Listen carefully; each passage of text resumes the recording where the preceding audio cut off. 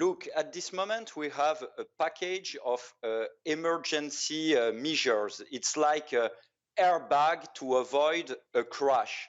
And what we said, the three main business unions of Europe, what we say is that we will need, after these emergency measures, another set of measures to support the demand, to support the offer on a long-term basis. But for now, it's not the time now when we speak, because we are still on a moment where we try to help the employees through partial activity schemes, where we help the companies through postponing of taxes or cancellation of taxes, where we provide loans for treasury. But we will need something else after this emergency, because the biggest risk is after the phase of emergency. When this measure will stop, we will be at full risk, because the economy will not go up in one moment. We all know this. It will take some time. It will take weeks, months, and we will need something else that comes. That's what we say. It's a wake-up call. It's important that three countries join in one voice, the private sector, to say, look, we have to do this, and we have to do this with a kind of priorities. We need to leverage this launch plan, this support plan, to leverage to have a better economy, which means going into climate transition more fast, to get innovation, to have a better product and services, and so on and so forth.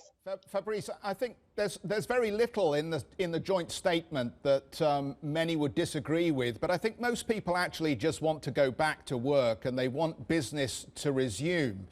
Is there an element of disunity among the labour bodies about how that should happen here? And I just referenced the CGT taking legal action against Renault, trying to reopen its Sandville factory.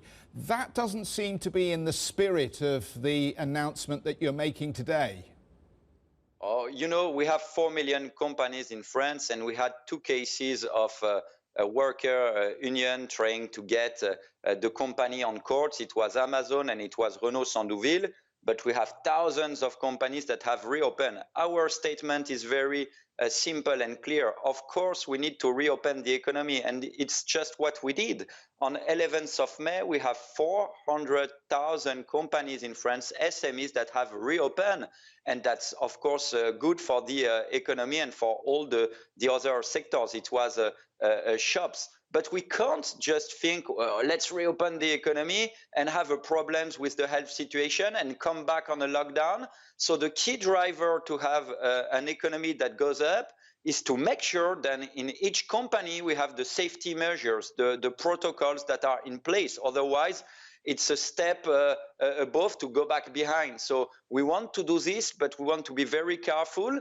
And this is a problem because it has a cost. Nobody speaks maybe about it, but to get these safety measures inside within the companies, it costs to buy the equipment, the mask, the gel, and everything. And also another cost is the business model.